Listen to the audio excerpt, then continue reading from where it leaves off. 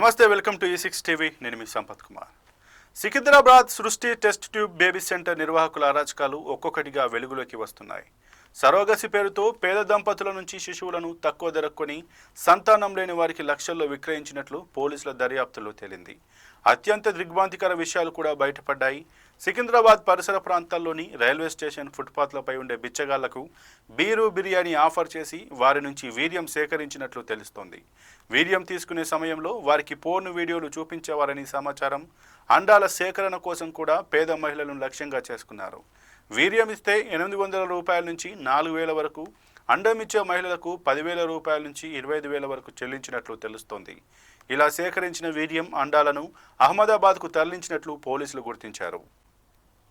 సృష్టి test tube సెంటర్కు హైదరాబాద్లోని కూకట్పల్లి, కొండాపూర్ ప్రాంతాల్లో బ్రాంచీలు ఉన్నట్లు పోలీసులు గుర్తించారు. అలాగే ఆంధ్రప్రదేశ్లోని విజయవాడ, వైజాగ్తో పాటు ఒడిశా, కోల్కతాలోనూ బ్రాంచీలు విస్తరించి ఉన్నట్లు సమాచారం. 4 ఏళ్ల కిందట సికింద్రాబాద్లో ప్రారంభించిన ఇండియన్ స్పెర్మ్ టెక్ అనే సంస్థతో సృష్టి టెస్ట్ ట్యూబ్ బేబీ సెంటర్లకు సంబంధాలు ఉన్నాయట్లు తేలింది. ఇండియన్ స్పెర్మ్ టెక్ సంస్థ కూడా స్పెర్మ్ దానం చేయాలని ప్రచారం చేస్తూ వందలాది మంది నుంచి వీర్యం అండాలు సేకరించినట్లు సమాచారం. రోజువారీ కూలీలు, పేదరికంతో బాధపడుతున్న దంపతులు, యువకులను వీరు లక్ష్యంగా చేసుకున్నారు. గోపాలపురం పోలీసుల దర్యాప్తులో భాగంగా సృష్టి క్లినిక్ నుంచి పెద్ద సంఖ్యలో IVF, సరోగసి కేసుల రికార్డులు, ఫైళ్లను స్వాధీనం చేసుకున్నారు. దాదాపు 200 మంది దంపతులు ఈ సెంటర్లో రిజిస్ట్రేషన్ చేసుకున్నట్లు సమాచారం. పోలీసులు ప్రస్తుతం IVF, సరోగసి చికిత్స తీసుకున్న దంపతులకు ఫోన్లు చేస్తూ వివరాలు సేకరిస్తున్నారు. అయితే కొందరు ఫోన్ కాల్స్కు స్పందించడం లేదని తెలుస్తోంది. కాగా ఈ ఘటనపై పలువురు నెటిజన్లు తీవ్ర విచారం వ్యక్తం చేస్తున్నారు. బిచ్చగాళ్ళకి డబ్బు ఆశ చూపించి, దిక్కుమాలిన వీడియోలు చూపించి సేకరించిన వీర్యంతో IVF చేశారని, వారిని కఠినంగా శిక్షించాలని డిమాండ్ చేస్తున్నారు. సృష్టి టెస్ట్ ట్యూబ్ బేబీ సెంటర్ వాళ్ళు చేసిన ఆగడాలు ఒక్కొక్కటిగా బయటకు వస్తుంటే జుగుప్స కలుగుతుందని, ఇక అక్కడి చికిత్స చేయించుకుని పిల్లల్ని కన్నవారి పరిస్థితి ఎలా ఉందో ఊహించుకుంటేనే భయంకరంగా ఉందని అంటున్నారు.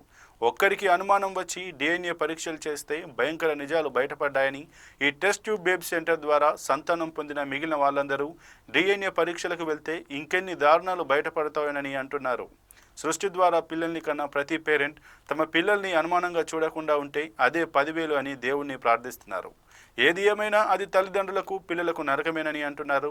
అయితే సృష్టి ఫెర్టిలిటీ సెంటర్ వ్యవహారంపై తెలంగాణ మానవ హక్కుల కమిషన్ ఆగ్రహం వ్యక్తం చేసింది. పత్రికల్లోని వార్తల ఆధారంగా ఈ కేసును సుమోటోగా స్వీకరించింది. సరోగసి చిన్నారుల విక్రయాన్ని తీవ్రంగా పరిగణించాలన్న NHRC దీనిపై విచారణ జరిపి ఆగస్టు 28లోగా నివేదిక ఇవ్వాలని వైద్య ఆరోగ్య శాఖకు ఆదేశాలు జారీ చేసింది. మరిన్ని అప్డేట్స్ కోసం చూస్తూనే ఉండండి E6 టీవీ.